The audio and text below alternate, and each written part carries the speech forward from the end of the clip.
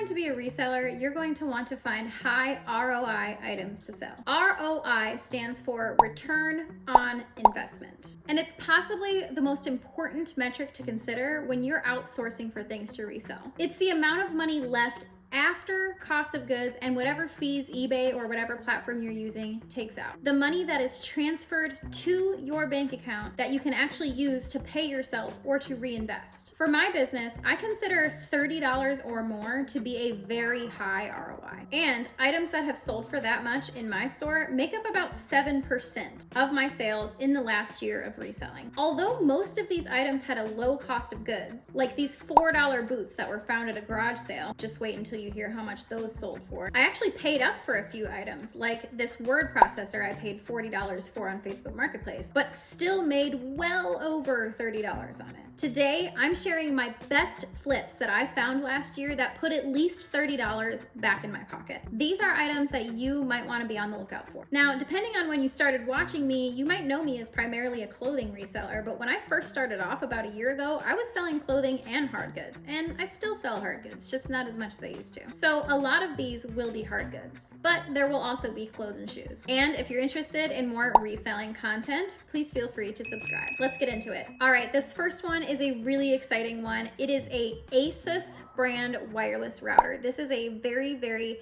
heavy duty gaming router, and when I first saw this, I first recognized the brand Asus, and I recognized all of the little antennas on it, and it just looked really beefy to me, so I immediately looked it up on eBay to see what the comps were. Not only was the sell-through rate fantastic, meaning there was more sold than there were selling, but the amount they were selling for was also really good. So I bought this at a garage sale for I think $10. In my spreadsheet I have that I paid $22 overall for this because it actually did not come with a power adapter. And I knew that I would have a hard time selling it without the power adapter. So I went ahead and just bought one off of Amazon to make it a complete set. And it was definitely worth doing. So I was $22 into it. However I bought it, I don't know if it was like $10 for the item and $12 for the adapter, something like that. I just know that the adapter was more than the item itself. And it sold for $109. So after fees and cost of goods, I made $75. That's $75 that I could put back in my pocket, and this item sold in less than a week. So something you want to be on the lookout for sure. Next up is this sensory tent. What a strange thing for me to buy. This was purchased at Vista Auction. If you guys don't know, in the very beginning of my reseller journey, I started sourcing at an online auction called Vista Auction, and I picked it up locally. It's actually 45 minutes away from my house. And everything on that website starts at $1, except you can't get out of there without spending at least $5. So for this, I actually paid $7. I don't know why I picked it up. I think it maybe had a good sell-through rate on it. It was before I learned about all of that stuff, and so I'm really not sure. But I was able to sell it for $40. So after fees and cost of goods, I made $32.08. Looking at this, I'm not sure why more fees weren't taken out, because it looks like it almost appears if I paid $7 and I sold it for $40, that means there was only like $1 taken out for fees, which doesn't make sense. So I'm not sure if I like did the shipping wrong or something like that, but take that one with a grain of salt. But I still sold it for $40, so that was a great pickup. Next up are these Adidas Sambas. This is a pair of shoes that are always popular, and they actually recently like regrew in popularity. So I knew to pick these up when I saw them at my Goodwill for $7.48. And they sold very quickly for $54, and they weren't even in the best shape. After fees and cost of goods, I made $38.08. Great pickup. All right, next up is another Vista Auction find. These are New Balance composite toe sneakers. So they're very similar to steel toe, it's just composite instead. I paid up for these. I paid $21.88 for these at Vista Auction, but they sold for $63. After fees and cost of goods, I made $30.51. So very, very close to that $30 limit there. All right, I have sold 2 pairs of these in different styles. These are 7 for All Mankind dojo jeans. I would highly recommend. I just looked up comps before I filmed this video to make sure that these still sell really well. they still sell really well. Super nice sell-through rate. They always sell for more than $50. I've actually sold 3 pairs of these, but the other ones were, I think, like an odd size, so they sold for less. So I didn't quite make my $30 on those. But these particular pair were $6.24 at the thrift store. They sold for $62.49. So I actually made, with after fees and cost of goods, $46.24 on these. And then these other ones had the 7s on the pockets. I thought they were going to sell for more, but they actually didn't. They were $5.32 at the thrift store, and I sold them for $50. So I made $34.94 on those. And these jeans, again, I had to look them up. They are and have been trending at least since I started reselling a year ago. But I wouldn't have known that information without randomly finding it on the internet. And in the beginning of my reselling journey, especially with clothing, I found it very, very frustrating that there wasn't just one place to find all of the trending clothing styles and brands. I had to like constantly do research and find YouTube videos and actually hunt for the information I was looking for in many different places in order to know what to even look out for when it comes to sourcing for clothing. Fortunately, that is no longer a problem for me because I actually did find somewhere that has all the information any clothing reseller could ever need. Not just for what to look out for, but also just straight up how to run your clothing reselling business successfully. That place is called Reseller's Edge University, and they've been by far the most helpful resource in my clothing reselling journey since I started. They not only have courses you can take that cover everything from how to get started all the way to how to grow your business to 6 figures, but they also have daily live coaching calls hosted by their very, very experienced coaches with topics that cover all the bases, like what is currently trending, or how to run a whatnot show, or how to price your items appropriately, or how to source style-based clothing, or how to make your listing process more efficient, and so on. And if you miss a call, it's no big deal. They're all recorded, so you can go back and watch any call from the time they started. So that is a lot of information right when you sign up. REU also has a Facebook group so that you can stay connected with fellow members. There are people in there that are just as inexperienced as I am, and there are people in there who've been doing this for years and have a lot of knowledge and can definitely help you. Since I am partnering with REU, they're actually gifting one of my subscribers a free month of their mentorship program, which I'm super excited for. So if you're ready to truly understand clothing reselling and to grow your business with coaches and other members to support you, all you have to do to enter is first, leave a comment on this video. Easy. Second, fill out the short form in the top of my description just so that I know how to reach out to you when you do win.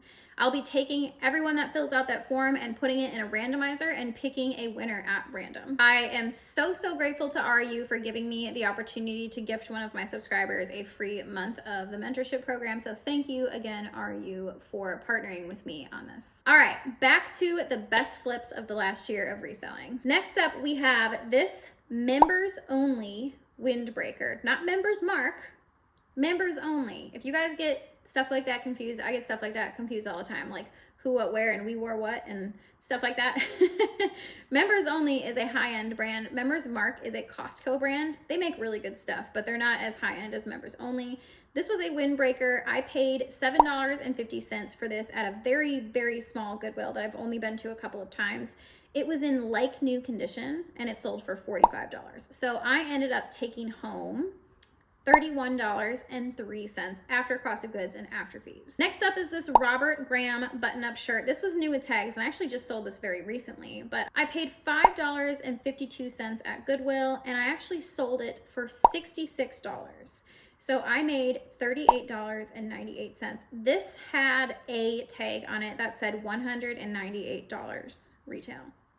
So I'll take 66. I think that's great. I think I tried listing it for 80 at first, so I'm happy with it. Next up is these Hoka One One Bondi running shoes. For some reason, my spreadsheet says I paid $0 for this. So it might be something that was donated to my store. I think this was the first pair of Hokas my mom found, and she wasn't sure whether they would sell well or not. So she was like, just don't charge me for them. If they sell, they sell. Great. But she probably did not pay more than $7 for these at a thrift store. I know my mother, she would not pay up for a pair of used tennis shoes. So probably less than $7 if I had to guess. and they sold for $75. So I ended up pocketing $63.98 after fees and cost of goods. Next up is a very, very obscure item that I will never ever sell again or anything like it ever again. This was a cookie jar. This thing was this big, like I don't even know how to describe this, like a foot tall and a foot long and like maybe 8 or 9 inches deep, like just very large horse trailer cookie jar. My mom found this at Goodwill for $5, but this was another one that she like donated to me because she was like, I don't know if this is gonna sell or it might break or whatever. And I was like, okay, whatever, we'll see what we can get for it. It did sell very quickly, actually, for $71. But I did pay for half the shipping on this because it had to come in a box that was like this freaking big. I had this thing wrapped in so much bubble wrap. It was unreal. So bottom line, I only brought home $41 after fees and cost of goods because I did have to pay half the shipping, but I'll take it. But I also am never going to sell something breakable again because it was just scary. But the person bought it as a Christmas gift for somebody, and they did leave me a really nice little positive feedback about how they were so excited that they got it. So it did warm my heart, but never again. I also have to pause here to just mention really quickly that I am not going to pretend that I found all of these items by myself. Probably half of the items on this list, if not more, were found by my mom, who thrifting and going to the bins and doing stuff like that is basically a hobby of hers. It's a pastime of hers. That is what she does all day long. She is retired and enjoys doing that, always has. She's always been a frugal Franny, and she actually does a little reselling on the side herself, but she saves the big stuff for my eBay stores. So all that is to say, realistically, a lot of this stuff would not have been found without her. But it's clear to me that the more time you spend sourcing, the more opportunities you'll have to find things like this. If you combine my part-time, I was reselling part-time most of the past year, with her also part-time sifting through bins and going to thrift stores and stuff like that. If you combine the two, we probably come to about full-time, like maybe 40 hours a week, maybe less. If you combine everything, like the work that I'm doing, not just thrifting and sourcing, but also just listing and all the other things I do. If you mashed it all together, you'd likely have around 40 hours a week. So I was able to find all this stuff with full-time hours and 2 sets of eyeballs. So I just want to be very realistic there. I have to credit my mom. She's just so freaking good at finding the good stuff, and I'm so grateful to have her as a partner with me in this business. It's very cool. It's actually, it's connected us in a very cool way. So thank you, Mom, if you're watching this. Greatly appreciate all of your finds. And you'll hear, I've got a few more. I've got a lot more on this list, and I'll tell you which ones my mom found. So next up, this is one of mine, Bose SoundLink speaker. Bose is a really, really good brand. You want to be on the lookout for Bose. It is a very high-end brand. They make like speakers and headphones and just audio stuff. I found this at a garage sale for $10. I actually made an offer to the person because there was no price on it. So I just said $10 because I knew it would sell for a lot because I did comps right there at the garage sale. And it sold for $80. It was an old one too. It sold for $80. So after fees and cost of goods, I made $57.28. Next up was a mom find. This is a Kamenga military compass. I don't know if I'm pronouncing that right. She found this at the bins for $1. And the funny thing about this is my husband actually has the exact same one in storage somewhere that he wants to now find for me so that I can sell it. It sold for $52 very quickly. I also made $42.67 after fees and cost of goods. Next up was another mom find, Tory Burch flip-flops. She found these at a boutique thrift store, I think in South Carolina.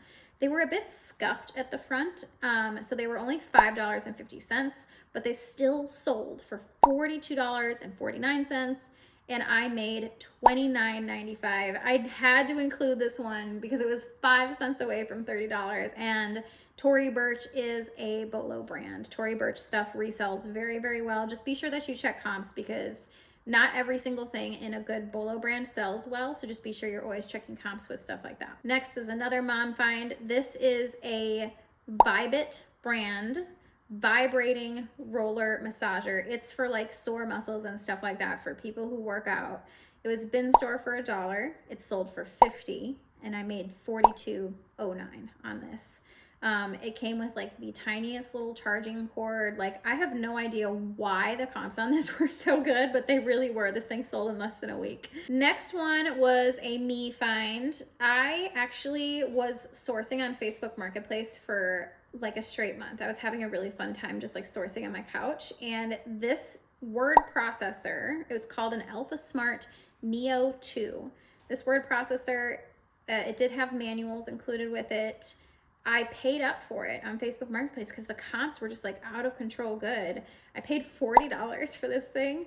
It sold for $150 within 24 hours. And I made $89.57 total after fees and cost of goods. So this is to say that sometimes you can pay up for things. Like, I would never pay $40 for like a pair of jeans or something like that. Like, you have to make sure that it's gonna give you a good return on investment. Like I was saying in the beginning of the video, $89, that's amazing. I don't care that I had to pay $40 for it. I got $89 in my pocket because it sold for $150. That's the same thing as buying something for $1 and selling it for, you know, $90. So I'm happy with that, and I will take it. Next up was a mom find. This is a furnace control board. I don't know. She will comp anything. She will literally go through the bins and just comp just anything that looks even remotely valuable or interesting. And she's always right. Like, she's so good at looking up comps. I'm so proud of her. I taught her well. This was $1 and it sold for $49. I did have to drop the price on this considerably to get it sold. I think I started off at 70 something, and I was just like sick of looking at it in my garage. So I still sold for $49, and I made $40.44. Next up is another Facebook Marketplace find. Ink is a good thing to look out for. Printer ink, even if it is expired. This was expired Epson ink, and I made sure to let it be known in the listing that it was expired. I found it on Facebook Marketplace for $5, and it still sold for $44.79. I made $30.95 on that after cost of goods and fees. So good. Next up is also a me find. This one is a combination me and mom find actually. Peter Millar Crown Crafted Golf Polo. So when we were doing garage sales, there was this guy very close to my house, actually like 5 minutes away, who was selling all of his golf polos, and he had brands like Peter Millar, Rory Whalen, he had Turtleson and RLX and FootJoy and just all the really good golf polo brands. And he was like, I want to get rid of all of them. I only bought, I kind of wish I wouldn't have, but I only bought the super high-end ones. I skipped like the Nike and anything like that. I think I bought 30 of them. So they came out to $1.67 a piece. A lot of them sold very quickly for good money, but this one sold for the most for $40, and I made $30.96 if you take out fees and cost of goods. All right, the last 5 things on this list are all mom finds. This Canon Sure Shot camera that came with manuals and film and a case, some cotton-headed ninny muggins, sold this to my mom for $5. She didn't even bargain. It said $5 on it. She paid $5. $5.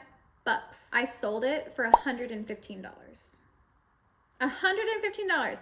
Always look out for cameras. A lot of cameras, even if they are old as dirt, are worth good money, especially if they work. And film cameras, 100%. Canon is a great brand. So $115. I made in my pocket $98.20. Next is this Figs brand vest. The style was called On Shift. Figs is a really good brand. It is a brand for nurses and doctors and anybody that is in the medical field, dentists, what have you. Really, really good brand. Very, very high-end stuff. They have like extra pockets inside of them for anything that you need. She found this at a thrift store for probably, I think $7, but she donated it. This is another one that she was like, I don't know how well this will sell because the comps were weird, I guess. But I actually ended up selling it for $38, and I made $30.40 on that. Next up, I have to say this was both a me and a mom find. This actually sold just recently. You may have seen it in one of my most recent videos. Are these Vans Alamar sneakers. They're like a high top sneaker, really, really nice. They looked so good. This was like, I told my mom to look out for these type of shoes, and she found them at a thrift store like very recently after I was telling her about these kind of shoes. So $5 at the thrift store, only $5. They sold for $45. So I made $34.48. What I'm noticing with Vans is that they're almost always in good condition. The bottoms, for some reason, the way they make the soles on Vans, they always look like they're in new condition. Not all of them sell really well though. I would look for the ones that are a little bit more upscale, like these, that are like high tops and like fancy laces and stuff like that, or like fancy colors, like if there's any that have like a really special color. But if you're just looking at like just a basic plain, I'll put a picture right here of like a pair of Vans that might not sell very well versus the Alamar sneakers, which do sell very well.